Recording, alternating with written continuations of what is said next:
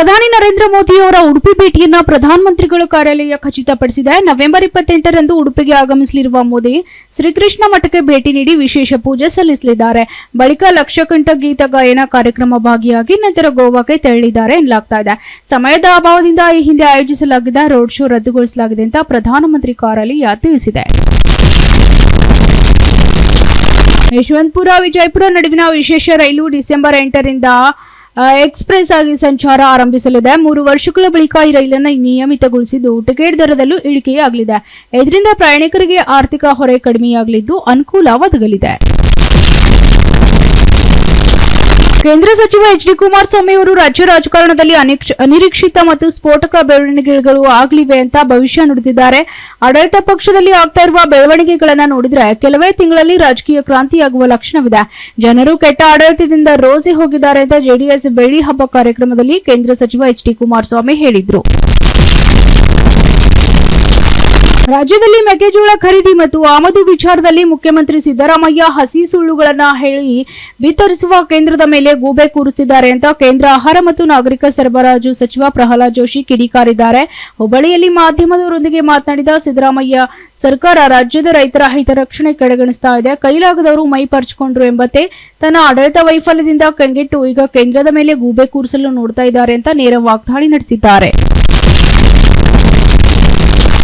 ಮೆಕ್ಕೆಜೋಳ ಮತ್ತು ಹೆಸರುಕಾಳು ಬೆಳೆಗಾರರು ಎದುರಿಸ್ತಾ ಇರುವ ಸಮಸ್ಯೆಗಳ ಕುರಿತು ಮುಖ್ಯಮಂತ್ರಿ ಸಿದ್ದರಾಮಯ್ಯ ಅವರು ಪ್ರಧಾನಿ ನರೇಂದ್ರ ಮೋದಿ ಅವರಿಗೆ ಪತ್ರವನ್ನ ಬರೆದಿದ್ದಾರೆ. ಕರ್ನಾಟಕದಲ್ಲಿ ಮೆಕ್ಕೆಜೋಳ ಮತ್ತು ಹೆಸರುಕಾಳು ಬೆಳೆಯ ಬೆಲೆಗಳು ತೀವ್ರ ಕುಸಿದರ ಬಗ್ಗೆ ಗಾಢ ಆತಂಕ ಮತ್ತು ತುರ್ತು ಗಮನವನ್ನ ಹರಿಸುವ ಉದ್ದೇಶದಿಂದ ನಿಮಗೆ ಈ ಪತ್ರ ಬರಿತಾ ಇದ್ದೇನೆ. ಇವು ಲಕ್ಷಾಂತರ ರೈತರ ಜೀವನ ಆಧಾರವಾಗಿವೆ. ಹಾಗಾಗಿ ಭಾರತ ಸರ್ಕಾರ ಘೋಷಿಸಿರುವ ಕನಿಷ್ಠ ಬೆಂಬಲ ಬೆಲೆಗಿಂತ ಅರ್ಥಾತ್ ಎಂಎಸ್ಪಿ ಗಣನೀಯವಾಗಿ ಕಡಿಮೆಯಾದ ಮಾರುಕಟ್ಟೆ ಬೆಲೆಗಳ ರೈತರಲ್ಲಿ ದೊಡ್ಡ ಆತಂಕ ಸೃಷ್ಟಿಸಿವೆ ಅಂತ ಉಲ್ಲೇಖಿಸಿದ್ದಾರೆ. ಈ ಖಾರೀಫ್ ಋತುವಿನಲ್ಲಿ ಕರ್ನಾಟಕದಲ್ಲಿ 17.94 ಲಕ್ಷ ಹೆಕ್ಟೇರ್ಗೂ ಅಧಿಕ ಪ್ರದೇಶದಲ್ಲಿ ಮೆಕ್ಕೆಜೋಳ ಹಾಗೂ ಹೆಸರು ಕಾಳುಗಳನ್ನು 4.16 ಲಕ್ಷ ಹೆಕ್ಟೇರ್ಗೂ ಹೆಚ್ಚು ಪ್ರದೇಶದಲ್ಲಿ ಬೆಳೆಯಲಾಗಿದ್ದು, ರಾಜ್ಯದಲ್ಲಿ ಸುಮಾರು 54.74 ಲಕ್ಷ ಮೆಟ್ರಿಕ್ ಟನ್ಗಿಂತ ಹೆಚ್ಚು ಮೆಕ್ಕೆಜೋಳ ಮತ್ತು ಹೆಸರುಕಾಳು 1.983 ಲಕ್ಷ ಮೆಟ್ರಿಕ್ ಟನ್ ಹಾಗೂ ಹೆಚ್ಚು ಉತ್ಪಾದನೆಯಾಗುವ ನಿರೀಕ್ಷೆ ಇದೆ. ಇದು ಸಮೃದ್ಧಿಯ ಅವಕಾಶವಾಗಬೇಕಿತ್ತು, ಆದರೆ ಪ್ರಸ್ತುತ ಮಾರುಕಟ್ಟೆ ಸ್ಥಿತಿಯು ಇದನ್ನು ಸಂಕಷ್ಟವನ್ನಾಗಿ ಪರಿವರ್ತಿಸಿದೆ ಅಂತ ಹೇಳಿದ್ದಾರೆ. ಗೃಹ ಸಚಿವ ಡಾಕ್ಟರ್ ಜಿ. ಪರಮೇಶ್ವರ್ ಅವರು ಕರ್ನಾಟಕ ಕಾಂಗ್ರೆಸ್ನಲ್ಲಿ ಮುಖ್ಯಮಂತ್ರಿ ಬದಲಾವಣೆ ಬಗ್ಗೆ ನಡೀತಾ ಇರುವ ಚರ್ಚೆಗಳ ಕುರಿತು ಪ್ರತಿಕ್ರಿಯಿಸುತ್ತಾ, ನಾನು ಯಾವಾಗಲೂ ಸಿಎಂ ರೇಸ್ನಲ್ಲಿ ಇರುವುದಾಗಿ ಹೇಳಿದ್ದಾರೆ.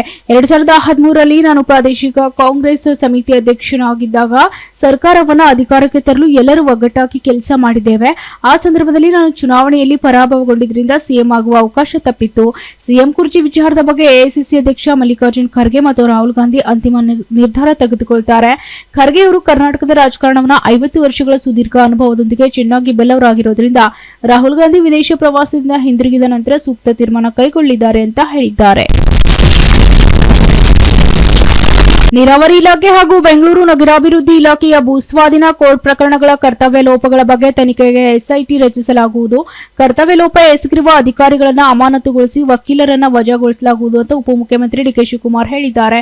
ಈ ಬಗ್ಗೆ ತಮ್ಮ ಎಕ್ಸ್ ಖಾತೆಯಲ್ಲಿ ಮಾಹಿತಿ ಹಂಚಿಕೊಂಡಿರುವ ಅವರು, ನೀರಾವರಿ ಇಲಾಖೆ ಹಾಗೂ ಬಿಡಿಎ ವ್ಯಾಪ್ತಿಯಲ್ಲಿನ ಭೂಸ್ವಾಧೀನ ಪ್ರಕ್ರಿಯೆ ವಿಚಾರವಾಗಿ ನ್ಯಾಯಾಲಯ ಪ್ರಕರಣದ ಬಗ್ಗೆ ಚರ್ಚೆ ನಡೆಸಲಾಗ್ತಾ ಇದೆ. ಈ ಇಲಾಖೆ ಭೂಸ್ವಾಧೀನಕ್ಕೆ ಸಂಬಂಧಿಸಿದಂತೆ ಎಷ್ಟು ಪ್ರಕರಣಗಳಿವೆ, ಯಾವ ಕಾರಣಕ್ಕೆ ಇವೆ, ಯಾಕೆ ಇವೆ ಇತ್ಯರ್ಥವಾಗಿಲ್ಲ ಎಂಬ ವಿಚಾರವಾಗಿ ನಾನು ಇಲಾಖೆಯಲ್ಲಿ ತನಿಖೆ ಮಾಡುತ್ತಿದ್ದೇನೆ. ಮಾಹಿತಿ ಪ್ರಕಾರ ಈ ಪ್ರಕರಣಗಳಿಂದ ಸರ್ಕಾರಕ್ಕೆ ಬಹಳ ಹೊರೆಯಾಗಲಿದೆ. ಈ ಹಿನ್ನೆಲೆಯಲ್ಲಿ ಕಂದಾಯ ಸಚಿವ ಕೃಷ್ಣ ಬೈರೇಗೌಡರು, ಕಾನೂನು ಸಚಿವ ಎಚ್.ಕೆ. ಪಾಟೀಲ್ ಅವರು ಹಾಗೂ ದೆಹಲಿಯ ವಕೀಲರ ತಂಡ ಒಟ್ಟಾಗಿ ಚರ್ಚೆ ನಡೆಸುತ್ತಿದ್ದೇವೆ ಅಂತ ಹೇಳಿದ್ದಾರೆ. ಪೊಲೀಸರ ತನಿಖೆ ವೇಳೆ ಬೆಂಗಳೂರಿನಲ್ಲಿ ನಡೆದ 7.11 ಕೋಟಿ ರೂಪಾಯಿ ದರೋಡೆ ಪ್ರಕರಣದ ಗುಟ್ಟು ಹೊರಬಂದಿದೆ. ಸಾಲ ಮತ್ತು ಜೂಜಿನ ಚಟದಿಂದ ಹಣದ ಅವಶ್ಯಕತೆ ಇದ್ದಲ್ಲಿ ಆರೋಪಿಗಳು ಎಟಿಎಂಗಳಿಗೆ ಹಣ ಸಾಗಿಸ್ತಾ ಇದ್ದ ವಾಹನ ರಾಬರಿಗೆ ಪ್ಲಾನ್ ರೂಪಿಸಿದ್ರು. ದರೋಡೆ ಹಣದಲ್ಲಿ ಸಾಲ ತೀರಿಸಿ ಉಳಿದ ಹಣದಲ್ಲಿ ಐಷಾರಾಮಿ ಜೀವನ ನಡೆಸುವುದು ಆರೋಪಿಗಳ ಪ್ಲಾನ್ ಆಗಿತ್ತು. ಈತ ನಗರ ಪೊಲೀಸರ ಕಾರ್ಯಕ್ಕೆ ಗೃಹ ಸಚಿವರಿಂದ ಪ್ರಶಂಸೆ ವ್ಯಕ್ತವಾಗ್ತಾ ಇದೆ. ಎಟಿಎಂಗಳಿಗೆ ಹಣ ಸಾಗಿಸಿದ್ದ ವಾಹನ ತಡೆದು ನಗರದಲ್ಲಿ 7.11 ಕೋಟಿ ರೂಪಾಯಿ ಹಣ ರಾಬರಿ ಪ್ರಕರಣ ಸಂಬಂಧಪಟ್ಟಂತೆ ಪೊಲೀಸರು ವಿಚಾರಣೆ ವೇಳೆ ಆರೋಪಿಗಳ ದರೋಡೆ ಗುಟ್ಟು ಬಿಚ್ಚಿಟ್ಟಿದ್ದಾರೆ. ಸಾಲ ತೀರಿಸುವ ಸಲುವಾಗಿ ಆರೋಪಿಗಳು ದರೋಡೆ ಮಾಡಿದ್ದು ಮಾಸ್ಟರ್ ಮೈಂಡ್ ಕ್ಸೇವಿಯರ್ ಸೇರಿ ಬಹುತೇಕರು ಸಾಲಗಾರರು ಎಂಬುದು ಗೊತ್ತಾಗಿದೆ. ಆರೋಪಿಗಳು ಇಸ್ಪೀಟು, ಜೂಜು, ಚಡಕ್ಕೆ ಬಿದ್ದು ಸಾಲ ಮಾಡಿಕೊಂಡಿದ್ರು. ಅದನ್ನ ಹೇಗಾದ್ರೂ ತೀರಿಸಬೇಕಂತ ಎಟಿಎಂ ವಾಹನ ದರೋಡೆಗೆ ಸ್ಕೆಚ್ ಹಾಕಿದ್ರು ಎಂಬುದು ಪೊಲೀಸರ ತನಿಖೆ ವೇಳೆ ಬಯಲಾಗಿದೆ. ಮುಖ್ಯ ಆರೋಪಿಗಳಾದ ಗೋಪಿ ಮತ್ತು ಕ್ಸೇವಿಯರ್ 17,000 ರೂಪಾಯಿ ಸಂಬಳ ಪಡಿತಾ ಇದ್ರು. ಆ ಪೈಕಿ ಕ್ಸೇವಿಯರ್ 1 ವರ್ಷದ ಹಿಂದೆ ಕೆಲಸ ಬಿಟ್ಟಿದ್ದ. ಕುಡಿತ, ಜೂಜಿನ ಚಟದಿಂದಾಗಿ ಆರೋಪಿಗಳು ಹಣಕಾಸು ಸಮಸ್ಯೆಗೆ ಸಿಲುಕಿದ್ರು. ದರೋಡೆ ಹಣದಲ್ಲಿ ಸಾಲ ತೀರಿಸಿ ಉಳಿದ ಹಣದ ಐಷಾರಾಮಿ ಜೀವನ ನಡೆಸುವ ಪ್ಲಾನ್ ಆರೋಪಿಗಳದಾಗಿತ್ತು. ಈ ಹಿನ್ನೆಲೆ police constable Annappa Nayak plan ಪ್ರಕಾರ ಎಟಿಎಂ ವಾಹನ ದರೋಡೆ ಮಾಡಲಾಗಿದ್ದು, ಹಾಲಿ ಸಿಬ್ಬಂದಿ ಗೋಪಿಯೇ ದರೋಡೆ ಪ್ರಕರಣದ ಮಾಸ್ಟರ್ ಮೈಂಡ್ ಎಂಬುದು ಬಹಿರಂಗವಾಗಿದೆ. ಪ್ರಕರಣದ ಸಂಬಂಧ ಸದ್ಯ 3ರನ್ನ ಬಂಧಿಸಿದ ಪೊಲೀಸರು ತೀವ್ರ ವಿಚಾರಣೆ ನಡೆಸ್ತಾ ಇದ್ದಾರೆ. ಮತ್ತೆ 3ರನ್ನ ಹೈದರಾಬಾದ್ನಿಂದ ಕರೆತರಲಾಗಿದೆ. ಪರಪ್ಪನ ಅಗ್ರಹಾರ ಜೈಲಲ್ಲಿ ಖೈದಿಗಳ ರಾಜಾತೀತ ವಿಡಿಯೋ ವೈರಲ್. ಪ್ರಕರಣದ ತನಿಖೆ ತೀವ್ರಗೊಂಡಿದೆ. ರೌಡಿ ಶೀಟರ್ ಕುದುರೆ ಮಂಜನ ವಿಚಾರಣೆ ವೇಳೆ ಪೊಲೀಸರು ಸ್ಫೋಟಕ ಮಾಹಿತಿ ಲಭ್ಯವಾಗಿದೆ. ಜೈಲಲ್ಲಿ ಡ್ಯಾನ್ಸ್ ಮಾಡಿದ್ದನ್ನ ಮಂಜ ಒಪ್ಪಿಕೊಂಡಿದ್ದು, ವಿಡಿಯೋವನ್ನ ಕೆಲವರಿಗೆ ಹಂಚಿದಾಗಿ ತಿಳಿಸಿದ್ದಾರೆ. ಈ ಮೂಲಕ ಪ್ರಕರಣಕ್ಕೆ ಹೊಸ ಆಯಾಮವನ್ನ ಸಿಕ್ಕಿದೆ. ವಿಜಯಲಕ್ಷ್ಮಿ ದರ್ಶನ್ ಕುರಿತು ಹರಿದಾಡುತ್ತಿದ್ದ ಊಹಾಪೋಹಗಳಿಗೂ ತೆರೆ ಬಿದ್ದಿದೆ. ಪರಪ್ಪನ ಅಗ್ರಹಾರ ಜೈಲಲ್ಲಿ ಖೈದಿಗಳ ರಾಜಾತೀತ್ಯ ನಡೀತಾ ಇರುವ ವಿಡಿಯೋ ವೈರಲ್ ಪ್ರಕರಣ ಸಂಬಂಧ ತನಿಖೆ ಚುರುಕುಗೊಂಡಿದೆ. ಈ ಬಗ್ಗೆ ಕೊಲೆ ಆರೋಪಿ ದರ್ಶನ್ ಆಪ್ತ ಧನ್ವೀರ್ ಸೇರಿ ಹಲವರ ವಿಚಾರಣೆ ನಡೆಸಲಾಗಿದೆ. ವಿಚಾರಣೆ ವೇಳೆ ನಾನು ಯಾರಿಗೂ ವಿಡಿಯೋ ಶೇರ್ ಮಾಡಿಲ್ಲ, ನಟ ಧನ್ವೀರ್ ಹೇಳಿದ್ರು. ಆ ಬೆನ್ನಲ್ಲೇ ರೌಡಿ ಕುದುರೆ ಮಂಜ ಸೇರಿ ಹಲವರಿಗೆ ಕಾಕಿ ಗ್ರಿಲ್ ನಡೆಸಿದೆ. ಈ ವೇಳೆ ಸ್ಫೋಟಕ ಮಾಹಿತಿ ಪೊಲೀಸರಿಗೆ ಸಿಕ್ಕಿದೆ. ಬೆಂಗಳೂರಿನ ಪರಪ್ಪನ ಅಗ್ರಹಾರ ಜೈಲಲ್ಲಿ ಬರ್ತ್ಡೇ ಡ್ಯಾನ್ಸ್, ಮೊಬೈಲ್ಗಳ ಬಳಕೆ, ಮೋಜು ಮಸ್ತಿಯ ವಿಡಿಯೋ ವೈರಲ್ ಆದ ಕಾರಣ ವಿಡಿಯೋನಲ್ಲಿ ಡ್ಯಾನ್ಸ್ ಮಾಡ್ತಾ ಇದ್ದ ರೌಡಿ ಶೀಟರ್ನ ವಿಚಾರಣೆ ನಡೆಸಲಾಗಿತ್ತು. ಜೈಲಲ್ಲಿ ಬಿಡುಗಡೆಯಾಗಿದ್ದ ಮಂಜುನಾಥ್ ಅಲಿಯಾಸ್ ಕುದುರೆ ಮಂಜನಿಗೆ ಪೊಲೀಸರು ಗ್ರಿಲ್ ಮಾಡಿದ್ದಾರೆ. ಕೊಲೆ ಸೇರಿ ಹಲವು ಪ್ರಕರಣಗಳಲ್ಲಿ ಮಂಜುನಾಥ್ ಭಾಗಿಯಾಗಿದ್ದು, ಹೀಗಾಗಿ ಪರಪ್ಪನ ಅಗ್ರಹಾರ ಪೊಲೀಸರಿಂದ ಆತ ವಿಚಾರಣೆ ನಡೆಸಲಾಗಿದೆ. ಈ ವೇಳೆ ಜೈಲಲ್ಲಿ ಡ್ಯಾನ್ಸ್ ಮಾಡಿದ್ದು ನಿಜ ಅಂತ ಮಂಜ ಒಪ್ಪಿಕೊಂಡಿದ್ದಾನೆ. ವಿಡಿಯೋವನ್ನ ಗುಬ್ಬಜಿ ಸೀನ್ ವಿಲ್ಲನ್ಸ್ ಗಾರ್ಡನ್ ನಾಗನಿಗೆ ಆತ ಶೇರ್ ಮಾಡಿದ್ದು ಎಂಬುದು ಗೊತ್ತಾಗಿದೆ. ಕುದುರೆ ಮಂಜುನ ಹೇಳಿಕೆಯಿಂದಾಗಿ ಇದೀಗ ಗುಬ್ಬಜಿ ಸೀನಾ ಮತ್ತು ವಿಲ್ಸನ್ ಗಾರ್ಡನ್ ನಾಗನಿಗೆ ಸಂಕಷ್ಟ ಎದುರಾಗಿದೆ. ಕೋರ್ಟ್ ಅನುಮತಿ ಪಡೆದು ಈ ಇಬ್ಬರನ್ನ ಪೊಲೀಸರು ವಿಚಾರಣೆ ನಡೆಸಲಿದ್ದಾರೆ. ಸದ್ಯ ಗುಬ್ಬಚ್ಚಿ ಸೀನಾ ಮತ್ತು ನಾಗ ಬೆಳಗಾವಿಯ ಹಿಂಡಲ್ಗಾ ಜೈಲಲ್ಲಿದ್ದು, ಈ ಹಿಂದೆ ದರ್ಶನ್ ಜೊತೆ ಇವರಿಬ್ಬರು ರಾಜ್ಯಾತೀತ ಪಡೆದಿದ್ರು. ಬಳಿಕ ಹಿಂಡಲ್ಗಾ ಜೈಲಲ್ಲಿ ಇವರು ಶಿಫ್ಟ್ ಮಾಡಲಾಗಿತ್ತು. ಕೋರ್ಟ್ ಅನುಮತಿ ಕೊಟ್ಟರೆ ಪರಪ್ಪನ ಅಗ್ರಹಾರ ಠಾಣೆಗೆ ಕರೆತಂದು ಇಬ್ಬರನ್ನ ಪೊಲೀಸರು ವಿಚಾರಣೆ ಮಾಡಲಿದ್ದು, ಇಲ್ಲದಿದ್ರೆ ಹಿಂಡಲ್ಗಾ ಜೈಲಲ್ಲೇ ತೆರಳಿ ಈ ಬಗ್ಗೆ ಆರೋಪಿಗಳಿಂದ ಮಾಹಿತಿ ಕಲೆ ಹಾಕಲಿದ್ದಾರೆ. ಮಧ್ಯಪ್ರದೇಶದ ಬರ್ವಾನಿ ಜಿಲ್ಲೆಯ ಹಳ್ಳಿಯೊಂದರಲ್ಲಿ ನಡೆಸಲಾಗ್ತಾ ಇದ್ದ ಅಂತಾರಾಜ್ಯ ಅಕ್ರಮ ಶಸ್ತ್ರಾಸ್ತ್ರ ತಯಾರಿಕೆ ಮತ್ತು ಸಾಗಣೆ ದಂಧೆಯನ್ನ ಪುಣೆ ಪೊಲೀಸರು ಭೇದಿಸಿದ್ದಾರೆ. ಘಟನೆಯಲ್ಲಿ 36 ಜನರನ್ನ ಬಂಧಿಸಲಾಗಿದೆ ಮತ್ತು ಅಪಾರ ಪ್ರಮಾಣದ ಶಸ್ತ್ರಾಸ್ತ್ರಗಳನ್ನು ವಶಪಡಿಸಿಕೊಂಡಿದ್ದಾರೆ ಅಂತ ಪೊಲೀಸ್ ಅಧಿಕಾರಿಗಳು ತಿಳಿಸಿದ್ದಾರೆ. ಮಹಾರಾಷ್ಟ್ರದ ಪುಣೆ ನಗರದಿಂದ ಸುಮಾರು 500 ಕಿಲೋಮೀಟರ್ ದೂರದಲ್ಲಿರುವ ನೆರೆಯ ಮಧ್ಯಪ್ರದೇಶದ ಉಮಾರ್ತಿ ಗ್ರಾಮದಲ್ಲಿ ನಡೆದ ಕಾರ್ಯಾಚರಣೆ ವೇಳೆಯಲ್ಲಿ ಪಿಸ್ತೂಲ್ಗಳನ್ನ ವಶಪಡಿಸಿಕೊಂಡ ನಂತರ ಮಧ್ಯಪ್ರದೇಶಕ್ಕೆ ಪೂರೈಕೆ ಸಂಪರ್ಕಗಳು ಕಂಡುಬಂದಿವೆ ಅಂತ ಹೇಳಿದ್ದಾರೆ. ಮಧ್ಯಪ್ರದೇಶದ ಪೊಲೀಸರೊಂದಿಗೆ ಜಂಟಿಯಾಗಿ ನಡೆಸಲಾಗಿದ್ದ ಕಾರ್ಯಾಚರಣೆಯಲ್ಲಿ ಅಕ್ರಮವಾಗಿ ಶಸ್ತ್ರಾಸ್ತ್ರಗಳನ್ನ ತಯಾರಿಸಲಾಗ್ತಾ ಇದ್ದು 50 ಕುಲುಮೆಗಳನ್ನ ನಾಶಪಡಿಸಲಾಗಿದೆ ಅಂತ ಅವರು ಹೇಳಿದ್ದಾರೆ. ಶಾಸಕರು ದೆಹಲಿಗೆ ಹೋಗಿರೋದು ಈ ವಿಚಾರಕ್ಕೆ ಅಂತ ಹೇಗೆ ಹೇಳ್ತೀರಿ? ಹೋಗಿರೋರು 3 ಜನ ಅಷ್ಟೇ ಗುಂಪು ಕಟ್ಕೊಂಡು ಹೋಗಿದ್ದಾರೆ ಅಂದ್ರೆ ಹೇಗೆ? ಗುಂಪು ಹೋಗೋದು ಅಂದ್ರೆ 15 ಶಾಸಕರಾದ್ರೂ ಇರ್ಬೇಕಲ್ಲ. ಅವರು ಅವರವರ ಕೆಲಸಕ್ಕೆ ಹೋಗಿದ್ದಾರೆ ಅಂತ ಡಿಕೆಶಿ ಅವರು ಯಾರಿಗೂ ತಮ್ಮ ಬೆಂಬಲ ಕೊಡಿ ಅಂತ ಸೂಚಿಸಿಲ್ಲ. ಶಾಸಕರ ಬೆಂಬಲ ಕೋರುವ ಕೆಲಸ ನಡೀತಿಲ್ಲ. ಇದೆಲ್ಲ ಸುಳ್ಳು. ಕೆಲವರು ವೈಯಕ್ತಿಕವಾಗಿ ಹೇಳ್ಕೊಡ್ತಿರಬಹುದು. ಅದಕ್ಕೂ ಇದಕ್ಕೂ ಸಂಬಂಧ ಇಲ್ಲ ಅಂತ ಕಾಂಗ್ರೆಸ್ ಶಾಸಕ ಮಾಗಡಿ ಬಾಲಕೃಷ್ಣ ಸ್ಪಷ್ಟಪಡಿಸಿದ್ದಾರೆ. ರಾಜ್ಯದಲ್ಲಿ ಅಧಿಕಾರ ಹಂಚಿಕೆ ಫೈಟ್ ವಿಚಾರ ಸಂಬಂಧ ಬಿಜೆಪಿಯವರು ಗಿಳಿಶಾಸ್ತ್ರ ಕೇಳಲಿ ಎಂದಿದ್ದ ಡಿಸಿಎಂ ಡಿಕೆ ಶಿವಕುಮಾರ್ ಹೇಳಿಕೆಗೆ ಮಂಡ್ಯದಲ್ಲಿ ಬಿಜೆಪಿ ಕಾರ್ಯಕರ್ತರು ಗಿಳಿಶಾಸ್ತ್ರ ಕೇಳುವ ಮೂಲಕವೇ ವ್ಯಂಗ್ಯವಾಡಿದ್ದಾರೆ. ಡಿಕೆ ಶಿವಕುಮಾರ್ ಸಿಎಂ ಆಗ್ತಾರಾ ಇಲ್ವಾ ಅಂತ ಬಿಜೆಪಿಗರು ಗಿಳಿಶಾಸ್ತ್ರ ಕೇಳಿದ್ದು, ಈ ವೇಳೆ ಗಿಳಿಯು ಚಂಬು ಇರುವ ಕಾರ್ಡ್ ತೆಗೆದಿದೆ. ಹೀಗಾಗಿ ಡಿಕೆ ಶಿವಕುಮಾರ್ ಸಿಎಂ ಆಗಲ್ಲ, ಅವರ ಕೈಗೆ ಚಂಬು ಅಂತ ಬಿಜೆಪಿಗರು ವ್ಯಂಗ್ಯವಾಡಿದ್ದಾರೆ. ಬಳಿಕ ಸಿದ್ದರಾಮಯ್ಯ ಸಿಎಂ ಆಗಿ ಮುಂದುವರೆದ್ರೆ ಜನರಿಗೆ ಒಳ್ಳೆಯದಾಗುತ್ತಾ ಅಂತ ಶಾಸ್ತ್ರ ಕೇಳಿದ್ದು, ಈ ವೇಳೆ ಗಿಳಿ ಹೂ ಇರುವ ಕಾರ್ಡ್ ತೆಗೆದಿದೆ. ಹೀಗಾಗಿ ಬಿಜೆಪಿಗರು ಸಿದ್ದರಾಮಯ್ಯ ಸಿಎಂ ಆಗಿದ್ರೆ ಜನರ ಕಿವಿಗೆ ಹೂ ಇಡ್ತಾರೆ ಅಂತ ವಿಡಂಬನೆ ಮಾಡಿದ್ದಾರೆ. ದಾವಣಗೆರೆ ದಕ್ಷಿಣ ವಿಧಾನಸಭಾ ಕ್ಷೇತ್ರದ ಕಾಂಗ್ರೆಸ್ ಶಾಸಕ ಹಾಗೂ ಅಖಿಲ ಭಾರತ ವೀರಶೈವ ಮಹಾಸಭೆಯ ರಾಷ್ಟ್ರೀಯ ಅಧ್ಯಕ್ಷ ಶಾಮನೂರು ಶಿವಶಂಕರಪ್ಪ ಕೆಲ ವಯೋಸಹಜ ಕಾಯಿಲೆ ಬೆನ್ನಲ್ಲೇ ಆಸ್ಪತ್ರೆಗೆ ದಾಖಲಾಗಿದ್ದು ಚಿಕಿತ್ಸೆ ಪಡೆಯುತ್ತಿದ್ದಾರೆ. ಸಿಎಂ ಸಿದ್ದರಾಮಯ್ಯ ಸೇರಿದಂತೆ ಹಲವು ರಾಜಕೀಯ ನಾಯಕರು ಆಸ್ಪತ್ರೆಗೆ ಭೇಟಿ ನೀಡಿ ಆರೋಗ್ಯ ವಿಚಾರಿಸಿದ್ದಾರೆ. ದೆಹಲಿಯಲ್ಲಿ ನಡೆದ ದೆಹಲಿ ಸ್ಫೋಟ್ ಮಾಸುವ ಮುನ್ನವೇ ಭಾರೀ ಅನಾಹುತವೊಂದು ತಪ್ಪಿದೆ. ಉತ್ತರಾಖಂಡದ ಹಳ್ಳಿಯೊಂದರ ಶಾಲೆಯ ಬಳಿ ಹೆಚ್ಚಿನ ಪ್ರಮಾಣದ ಸ್ಫೋಟಕ ಜಿಲಾಟಿನ್ ಕಡ್ಡಿಗಳು ಪತ್ತೆಯಾಗಿವೆ. ಸುಳ್ಳು ಪ್ರದೇಶದ ಪೊದೆಯೊಂದರಲ್ಲಿ 20 ಕೆಜಿಗಿಂತ ಹೆಚ್ಚು ತೂಕದ 161 ಜಿಲಾಟಿನ್ ಕಡ್ಡಿಗಳು ಪತ್ತೆಯಾಗಿವೆ. ದೆಹಲಿ ಸ್ಫೋಟಕ್ಕೆ ಸಂಬಂಧಿಸಿದಂತೆ ಹರಿಯಾಣದಲ್ಲಿ ಸುಮಾರು 3000 ಕೆಜಿ ಸ್ಫೋಟಕಗಳು ಪತ್ತೆಯಾದ ಕೆಲ ದಿನಗಳ ನಂತರ ದಾಬರಾ ಗ್ರಾಮದ ಸರ್ಕಾರಿ ಪ್ರೌಢಶಾಲೆಯ ಬಳಿ ಪತ್ತೆಯಾಗಿದೆ. ಪ್ರಾಂಶುಪಾಲ ಸುಭಾಷ್ ಸಿಂಗ್ ಮೊದಲು ಪೊದೆಗಳಲ್ಲಿ ಅನುಮಾನಾಸ್ಪದ ಪ್ಯಾಕೆಟ್ಗಳನ್ನ ಗಮನಿಸಿ ಪೊಲೀಸರಿಗೆ ಮಾಹಿತಿ ನೀಡಿದ್ದಾರೆ. 2 ಪೊಲೀಸ್ ತಂಡಗಳು ತಕ್ಷಣ ಶಾಲೆಗೆ ತಲುಪಿ ಪ್ರದೇಶವನ್ನು ಸುತ್ತುವರೆದವು. ಉಧಮ್ ಸಿಂಗ್ ನಗರ ಮತ್ತು ನೈನಿತಾಲ್ ಜಿಲ್ಲೆಗಳಿಂದ ಬಾಂಬ್ ನಿಷ್ಕ್ರಿಯ ದಳ ಮತ್ತು ಶ್ವಾನ ದಳಗಳು ಸಹ ಕರೆಸಲಾಯಿತು. ಶ್ವಾನ ಘಟಕವು ಕೂಲಂಕುಷ ಶೋಧ ನಡೆಸಿದಾಗ ಪೊದೆಗಳಲ್ಲಿ ಕೆಲವು ಜೆಲಾಟಿನ್ ಕಡ್ಡಿಗಳು ಪಾಕೆಟ್ಗಳು ಕಂಡುಬಂದವು. ಇನ್ನು ಕೆಲವು ಪ್ಯಾಕೆಟ್ಗಳು ಸುಮಾರು 20 ಅಡಿ ದೂರದಲ್ಲಿ ಕಂಡುಬಂದವು. ದಾಬ್ರಾ ಗ್ರಾಮದ ಶಾಲೆಯ ಬಳಿ ಪೊದೆಗಳಿಂದ 161 ಜಿಲೆಟಿನ್ ಕಡ್ಡಿಗಳನ್ನು ವಶಪಡಿಸಿಕೊಳ್ಳಲಾಗಿದೆ.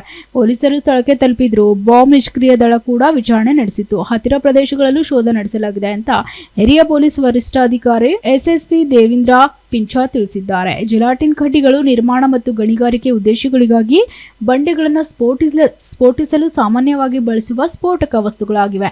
ಗ್ರಾಮಕ್ಕೆ ಸ್ಫೋಟಕಗಳನ್ನು ತರುತ್ತಿರುವುದು ಹಿಂದಿನ ಕಾರಣವನ್ನ ತನಿಖೆ ಮಾಡಲಾಗುತ್ತಿದೆ ಅಂತ ಅಧಿಕಾರಿಗಳು ತಿಳಿಸಿದ್ದಾರೆ.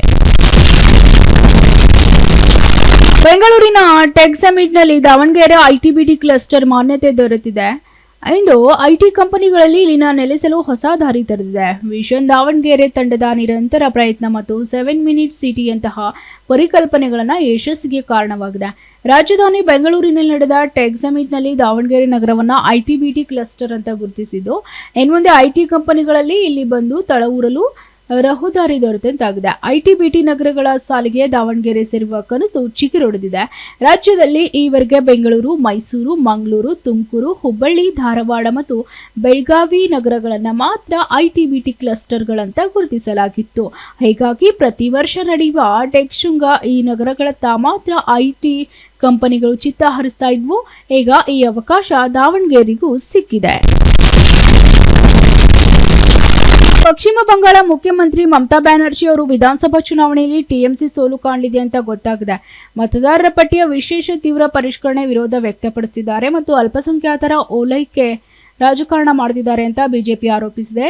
ಡಿಎಂಕೆ ನಾಯಕ ಉದಯನಿಧಿ ಸ್ಟಾಲಿನ್ ಅವರ ಹಿಂದುತ್ವ ಮತ್ತು ಸಂಸ್ಕೃತವನ್ನ ಅವಮಾನಿಸಿದ ಹೇಳಿಕೆಗಳನ್ನು ಬಿಜೆಪಿ ಖಂಡಿಸಿದೆ. ಉಪಮುಖ್ಯಮಂತ್ರಿ ಡಿಕೆ ಶಿವಕುಮಾರ್ ಅವರ ವಿರುದ್ಧ ಜೆಡಿಎಸ್ ಕಿಡಿಕಾರಿದೆ. ಎಚ್ಡಿ ದೇವೇಗೌಡರು ಹಾಗೂ ಎಚ್ಡಿ ಕುಮಾರಸ್ವಾಮಿ ಅವರು ಹೆಸರು ಹೇಳಿ ರಾಜಕೀಯ ಮಾಡಿಕೊಂಡು ಬದುಕ್ತಿರುವ ಗಂಜಿಗ್ರಾಕಿ ಡಿಕೆ ಶಿವಕುಮಾರ್, ನಿಮ್ಮ ಧಮಕಿಗೆ ಇಲ್ಲಿ ಯಾರೂ ಜಗೋದಿಲ್ಲ, ನಿಮ್ಮ ಹಳೆ ಚಾಳಿಗೆ ರೌಡಿಸಂಗೆ ಯಾರೂ ಬೆದರಲ್ಲ ಅಂತ ತಿರುಗೇಟು ನೀಡಿದೆ. ಮಾಧ್ಯಮದವರು ಕೇಳುವ ಪ್ರಶ್ನೆಗಳಿಗೆ ಮೂರ್ಖನಂತೆ ಉತ್ತರ ಕೊಡುವ ನಿಮಗೆ ಅವರ ಪೂರ್ವಾಪರ ತಿಳಿದುಕೊಳ್ಳದೆ ಮಾತನಾಡುವ ಚಟ ಅಂತ ವಾಗ್ದಾಳಿ ನಡೆಸಿದ್ದಾರೆ. ಕುಮಾರಸ್ವಾಮಿ ಅವರ ವಿಚಾರದಲ್ಲಿ ನೀವು ನಾಲಿಗೆ ಜಾರ್ತಾ ಇರುವುದು ಇದೇ ಮೊದಲಲ್ಲ. ತೀರಾ ಇತ್ತೀಚೆಗೆ ರಾಷ್ಟ್ರೀಯ ಸುದ್ದಿ ಸಂಸ್ಥೆ ಜೊತೆ ಕುಮಾರಸ್ವಾಮಿ ಅವರ ಬಗ್ಗೆ ನಾಲಿಗೆ ಜಾರಿ ಪೆದ್ದರಾಗಿದ್ದೀರಿ. ಅಧಿಕಾರದ ಲಾಲಾಸೆಗೆ ಯಾರೇನ್ ಹೇಳ್ತಿದ್ದಾರೆ ಇಲ್ವೋ ಎಂಬುದನ್ನು ತಿಳಿಯದೆ ಅವಿವೇಕಿಯಂತೆ ವರ್ತಿಸ್ತಾ ಇದ್ದೀರಿ. ನಿಮ್ಮ ಶೈಲಿಯಲ್ಲಿ ತೀಕ್ಷ್ಣವಾಗಿ ಪ್ರತ್ಯುತ್ತರ ನೀಡಲು ನಮಗೆ ಬರೋದಿಲ್ಲ ಎಂಬ ಬಂಡತನವೇ ನಿಮಗೆ ಅಂತ ಕೇಳಿದೆ. ರಾಜ್ಯ ಕಾಂಗ್ರೆಸ್ ಸರ್ಕಾರವು 2.5 ವರ್ಷ ಪೂರೈಸಿರೋ ಕಾರಣ ಬಿಜೆಪಿ ಸಂಸದ ತೇಜಸ್ವಿ ಸೂರ್ಯ ಅವರು ವ್ಯಂಗ್ಯವಾಗಿ ಅಭಿನಂದನೆಗಳನ್ನ ತಿಳಿಸಿದ್ದಾರೆ. ಕರ್ನಾಟಕದಲ್ಲಿ ಕಾಂಗ್ರೆಸ್ ಸರ್ಕಾರವು 2.5 ವರ್ಷಗಳ ತನ್ನ ದುರಾಡಳಿತ ಮತ್ತು ಏಕಪಕ್ಷೀಯ ಆಡಳಿತವನ್ನ ಪೂರೈಸಿದ್ದಕ್ಕೆ ಅಭಿನಂದನೆಗಳು ಎಂದಿದ್ದಾರೆ. ಈ ಅವಧಿಯಲ್ಲಿ ರಾಜ್ಯದಲ್ಲಿ ಏನೆಲ್ಲ ಬೆಲೆ ಏರಿಕೆಯಾಗಿದೆ ಎಂಬುದರ ಪಟ್ಟಿಯನ್ನು ತೇಜಸ್ವಿ ಸೂರ್ಯ ಕೊಟ್ಟಿದ್ದಾರೆ. ಮೆಟ್ರೋ ದರಗಳು ಸುಮಾರು 71% ಹೆಚ್ಚಾಗಿವೆ. ಹಾಲಿನ ಬೆಲೆ 4% ಹೆಚ್ಚಳ, ತುಪ್ಪದ ಬೆಲೆ 90% ಹೆಚ್ಚಳ, ವಿದ್ಯುತ್ ಸುಂಕ ಏರಿಕೆ, ಸ್ಥಿರ ಶುಲ್ಕ 120ರಿಂದ 145ಕ್ಕೆ ಏರಿಕೆ, ಆಸ್ತಿ ನೋಂದಣಿ ಶುಲ್ಕ ದ್ವಿಗುಣಗೊಂಡಿದೆ.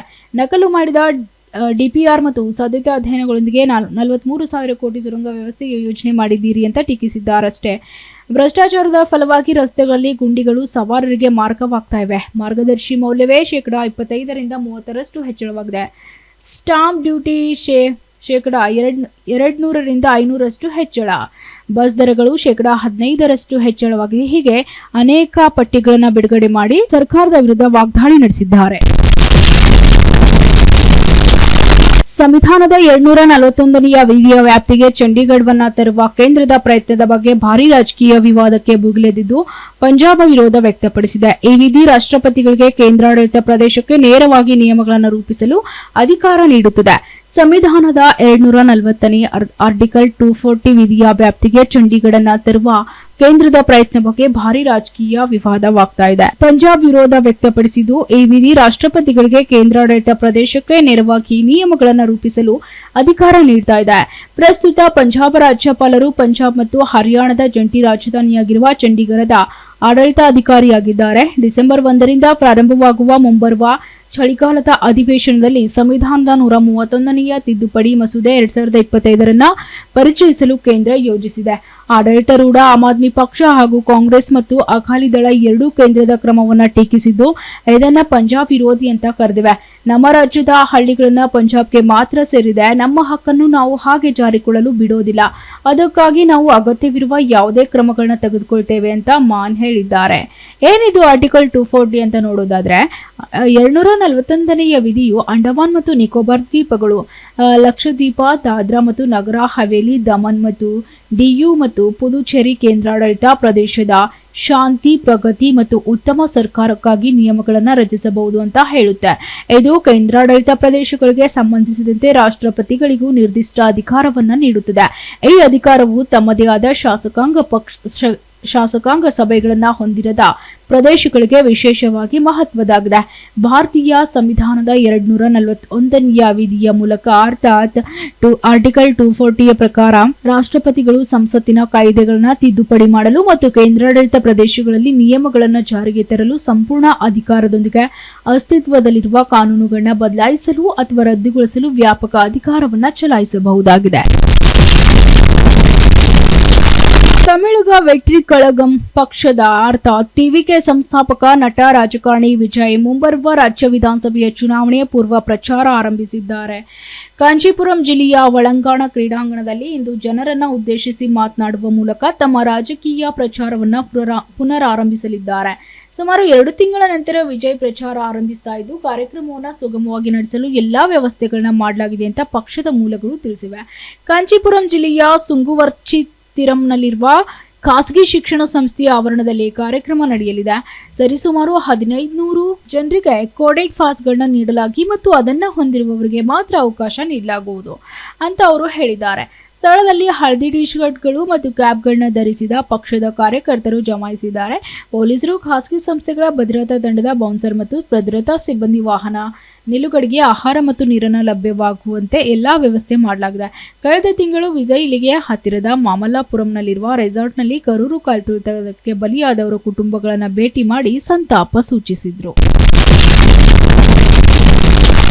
ದೇಶದ ಗಡಿ ಭಾಗದಲ್ಲಿ ಮತ್ತೆ ಪಾಕ್ ನಿರ್ಮಿತ ಡ್ರೋನ್ ಹಾರಾಟ ಕಂಡುಬಂದಿದೆ. ಜಮ್ಮು ಮತ್ತು ಕಾಶ್ಮೀರದ ಸಾಂಬಾ ಜಿಲ್ಲೆಯ ಅಂತಾರಾಷ್ಟ್ರೀಯ ಗಡಿಯಲ್ಲಿರುವ ಒಂದು ಹಳಿಯ ಮೇಲೆ ಪಾಕಿಸ್ತಾನದ ಡ್ರೋನ್ ಕಾಣಿಸಿಕೊಂಡಿದೆ ಅಂತ ಅಧಿಕಾರಿಗಳು ತಿಳಿಸಿದ್ದಾರೆ. ತಡರಾತ್ರಿ ಪಾಕಿಸ್ತಾನದ ಚಕ್ಬುರಾ ಪೋಸ್ಟ್ನಿಂದ ಬರ್ತಾ ಇದ್ದ ಡ್ರೋನ್ ಗಗ್ವಾಲ್ ಪ್ರದೇಶದ ರೀಗಲ್ ಗ್ರಾಮದ ಮೇಲೆ ಕೆಲವು ನಿಮಿಷಗಳ ಕಾಲ ಸುಳಿದಾಡಿ ನಂತರ ಗಡಿಯ ಇನ್ನೊಂದು ಬದಿಗೆ ಮರಳಿತು ಅಂತ ಅಧಿಕಾರಿಗಳು ತಿಳಿಸಿದ್ದಾರೆ. ಮಾದಕ ವಸ್ತುಗಳು ಅಥವಾ ಶಸ್ತ್ರಾಸ್ತ್ರಗಳಂತಹ ಯಾವುದೇ ಪೇಲೋಡ್ ಅನ್ನು ವಾಯುದಾಳಿಯಿಂದ ಬೀಳಿಸಲಾಗಿಲ್ಲ ಅಂತ ಖಚಿತಪಡಿಸಿಕೊಳ್ಳಲು ಭದ್ರತಾ ಪಡೆಗಳು ಆ ಪ್ರದೇಶದಲ್ಲಿ ಶೋಧ ನಡೆಸಿವೆ ಅಂತ ಅವರು ಹೇಳಿದ್ರು. ಆಡಳಿತಾರೂಢ ಕಾಂಗ್ರೆಸ್ನಲ್ಲಿ ನಾಯಕತ್ವ ಬದಲಾವಣೆ, ಕುರ್ಚಿ ಕದನ ಪರಿಸ್ಥಿತಿ ಇದೇ ರೀತಿ ಮುಂದುವರೆದರೆ ಅನಿವಾರ್ಯವಾಗಿ ನಾವು ರಾಜ್ಯಪಾಲರ ಮೊರೆ ಹೋಗ್ತೇವೆ ಅಂತ ವಿಧಾನಸಭೆಯ ಪ್ರತಿಪಕ್ಷದ ನಾಯಕ ಆರ್ ಅಶೋಕ್ ಎಚ್ಚರಿಕೆ ನೀಡಿದ್ದಾರೆ. ಬನಶಂಕರಿಯ 2ನೇ ಹಂತದ ಶಾಸಕರ ಕಚೇರಿಯಲ್ಲಿ ಹಮ್ಮಿಕೊಂಡಿದ್ದ 150 ವರ್ಷಗಳ ವಂದೇ ಮಾತರಂ ಸಂಭ್ರಮಾಚರಣೆ ಕಾರ್ಯಕ್ರಮದ ಬಳಿ ಸುದ್ದಿಗಾರರೊಂದಿಗೆ ಅವರು ಮಾತನಾಡಿದ್ರು. ಪರಿಸ್ಥಿತಿಯನ್ನು ಸೂಕ್ಷ್ಮವಾಗಿ ಕಾದು ನೋಡ್ತಾ ಇದ್ದೇವೆ. ರಾಜ್ಯದಲ್ಲಿ ಆಡಳಿತ ಯಂತ್ರ ಸಂಪೂರ್ಣವಾಗಿ ಕುಸಿದು ಬಿದ್ದಿದೆ. ಅಧಿಕಾರಿಗಳು ಯಾರ ಮಾತು ಕೇಳ್ತಾ ಇಲ್ಲ. ಜನರ ಗೋಳು ಕೇಳೋರೇ ಇಲ್ಲದಂತಾಗಿದೆ. 3 ದಿನದೊಳಗೆ ಸರಿ ಹೋಗದೇ ಇದ್ರೆ ರಾಜ್ಯಪಾಲರಿಗೆ ದೂರು ಕೊಡ್ತೇವೆ ಅಂತ ಹೇಳಿದ್ದಾರೆ. ಮಹಾರಾಷ್ಟ್ರದ ಉಪಮುಖ್ಯಮಂತ್ರಿ ಅಜಿತ್ ಪವಾರ್ ಅವರು ಸ್ಥಳೀಯ ಸಂಸ್ಥೆಗಳ ಚುನಾವಣಾ ಪ್ರಚಾರದ ವೇಳೆ ನೀಡಿದ ಹೇಳಿಕೆ ರಾಜಕೀಯ ಹಲ್ಚಲ್ ಎಬ್ಬಿಸಿದೆ. ತಮ್ಮ ಪಕ್ಷದ ಅಭ್ಯರ್ಥಿಗಳಿಗೆ ಮತ ಹಾಕಿದ್ರೆ ಅಭಿವೃದ್ಧಿ ನಿಧಿ ಹರಿದು ಬರುತ್ತದೆ, ಇಲ್ಲದಿದ್ರೆ ನಿಧಿ ನಿಲ್ಲುತ್ತದೆ ಅಂತ ಮತದಾರರಿಗೆ ಎಚ್ಚರಿಕೆ ನೀಡಿದ್ದಾರೆ. ಈ ಹೇಳಿಕೆ ವಿಪಕ್ಷಗಳ ತೀವ್ರ ಟೀಕೆಗೆ ಗುರಿಯಾಗಿದೆ. ರಾಜ್ಯ ಸರ್ಕಾರ ಮನಸ್ಸು ಮಾಡದ ಹಿನ್ನೆಲೆಯಲ್ಲಿ ಗಡಿ ಜಿಲ್ಲೆ ಚಾಮರಾಜನಗರದಿಂದ ರಾಜ್ಯದ ರಾಜಧಾನಿಗೆ ನೇರ ರೈಲು ಮಾರ್ಗ ಹಾದು ಹೋಗುವ ಯೋಜನೆ ಕಳೆದ 2.5 ದಶಕಗಳಿಂದಲೂ ನೆನೆಗುದಿಗೆ ಬಿದ್ದಿದೆ. ರೈಲ್ವೆ ಇಲಾಖೆ ಯೋಜನೆಯಲ್ಲಿ ಚಾಮರಾಜನಗರ ಹೆಜ್ಜಾಲ ರೈಲು ಮಾರ್ಗ ನಕ್ಷೆ ಸಿದ್ಧವಾಗಿದೆ. ಯೋಜನೆ ರೂಪುರೇಷೆ ಕೂಡ ಇದೆ. ಆದ್ರೆ ಅದಕ್ಕಾಗಿ ರಾಜ್ಯ ಸರ್ಕಾರ ಭೂಸ್ವಾಧೀನ ಮಾಡ್ಕೊಳ್ಬೇಕು. ಇದಕ್ಕೆ ರಾಜ್ಯ ಸರ್ಕಾರ ಸಕಾರಾತ್ಮಕ ಸ್ಪಂದನೆ ತೋರ್ತಾ ಇಲ್ಲ. ಹೀಗಾಗಿ ಮಹತ್ವದ ಯೋಜನೆಗಳು ಗ್ರಹಣ ಹಿಡಿದಿದೆ. ಚಾಮರಾಜನಗರದಿಂದ ಮೆಟ್ಟುಪಾಳ್ಯ ಮಾರ್ಗವಾಗಿ ತಮಿಳುನಾಡಿಗೆ ರೈಲು ಮಾರ್ಗವಾಗಬೇಕೆಂಬ ಕೂಗು ಸ್ವಾತಂತ್ರ್ಯ ಪೂರ್ವದಿಂದಲೂ ಇತ್ತು. ಆದರೆ ಈ ಮಾರ್ಗಕ್ಕೆ ಸಾಕಷ್ಟು ಅರಣ್ಯ ನಾಶವಾಗಲಿದೆ, ವನ್ಯಜೀವಿಗಳ ಸಂಚಾರ ತುಂಬಾ ಸಮಸ್ಯೆ ಆಗಲಿದೆ ಎಂಬ ಕಾರಣಕ್ಕೆ ಪರಿಸರ ಇಲಾಖೆಯಿಂದ ಅನುಮತಿ ದೊರೆಯಲಿಲ್ಲ. ಬಳಿಕ ಬೆಂಗಳೂರು ಮೂಲಕವಾದರೂ ತಮಿಳುನಾಡು ಜಿಲ್ಲೆಯಿಂದ ಸನಿಹದ ಮಾರ್ಗವಾಗಿ ಚಾಮರಾಜ ಹೆಜ್ಜಾಲ ಯೋಜನೆ ಸೂಕ್ತ ಎಂಬ ಅಭಿಪ್ರಾಯದ ಹಿನ್ನೆಲೆಯಲ್ಲಿ 2.5 ದಶಕದ ಹಿಂದೆಯೇ ಪ್ರಸ್ತಾವನೆ ಸಿದ್ಧಗೊಂಡಿತು. ರೈಲ್ವೆ ಇಲಾಖೆ ರಾಜ್ಯ ಸಚಿವರಾಗಿ ವಿ ಸೋಮಣ್ಣ ಅವರೇ ಇರೋದ್ರಿಂದ ಯೋಜನೆ ಕೈಗೂಡಬೇಕೆಂದು ನಿರೀಕ್ಷಿಸಲಾಗಿತ್ತು. ಆದರೆ ಅದಕ್ಕೆ ಕಾಲ ಕೂಡಿ ಬರಲೇ ಇಲ್ಲ. ಈ ಹಿಂದೆಯೂ ಸಂಸದರಾಗಿದ್ದ ಆರ್ ಧ್ರುವನಾರಾಯಣ್ ಅವರು ಅಂದಿನಿಂದ ರೈಲ್ವೆ ಸಚಿವರಿಗೆ ಮನವಿ ಸಲ್ಲಿಸಿದ್ರು. ಸದ್ಯ ಕೊಳ್ಳೇಗಾಲ ಶಾಸಕರಾಗಿರುವ ಎಂಆರ್ ಕೃಷ್ಣಮೂರ್ತಿ ಅವರು ಹಿಂದಿನ ಸಂಸದರಾಗಿ ಕೇಂದ್ರ ಸಚಿವರಾಗಿದ್ದ ಶ್ರೀನಿವಾಸ್ ಪ್ರಸಾದ್ ಅವರ ಬಳಿ ಯೋಜನೆ ಕುರಿತು ಪ್ರಸ್ತಾಪಿಸಿದ್ರು. ಆದರೆ ಜಿಲ್ಲೆಗೆ ರಾಜಧಾನಿಯನ್ನ ಹತ್ತಿರವಾಗಿಸುವ ಯೋಜನೆ ಕಾಲ ಪರಿಪಕ್ವಗೊಳ್ಳಲೇ ಇಲ್ಲ ಎಂಬುದು ಬೇಸರದ ಸಂಗತಿ. ನಟ ಶಾರುಖ್ ಖಾನ್ ಅವರು ಮುಂಬೈನಲ್ಲಿ ನಡೆದ ಗ್ಲೋಬಲ್ ವೀಸ್ ಆನರ್ಸ್ 2025 ಎನ್ನುವ ಕಾರ್ಯಕ್ರಮದಲ್ಲಿ ಭಾಗಿಯಾಗಿದ್ರು. ಶಾರುಖ್ ಅವರು ಭಾವಪೂರ್ಣ ಭಾಷಣವನ್ನ ಮಾಡಿದ್ದಾರೆ. ನಟ ಭಾರತೀಯ ಸೈನಿಕರ ಚೈತನ್ಯ ಮತ್ತು ಶೌರ್ಯಕ್ಕೆ ನಮನ ಸಲ್ಲಿಸಿದ್ದಾರೆ. ಭಯೋತ್ಪಾದಕ ದಾಳಿಯಲ್ಲಿ ಪಹಲ್ಗಾಮ್ ಅಟ್ಯಾಕ್ ಮತ್ತು ದೆಹಲಿಯ ಬ್ಲಾಸ್ಟ್ ನಲ್ಲಿ ಪ್ರಾಣ ಕಳೆದುಕೊಂಡವರಿಗೆ ಅವರು ಶ್ರದ್ಧಾಂಜಲಿ ಅರ್ಪಿಸಿದ್ದಾರೆ. ನಮ್ಮ ನಡುವೆ ಶಾಂತಿ ಇದ್ರೆ ಭಾರತವನ್ನ ಬೇರೆ ಯಾರು ಕೂಡ ಅಲುಗಾಡಿಸಲು ಸಾಧ್ಯವಿಲ್ಲ ಅಂತ ಶಾರುಖ್ ಖಾನ್ ಹೇಳಿದ್ದಾರೆ. ಈ ಸಂದರ್ಭದಲ್ಲಿ ಇದು ವಿಡಿಯೋ ತುಂಬಾ ವೈರಲ್ ಆಗ್ತಾ ಇದೆ.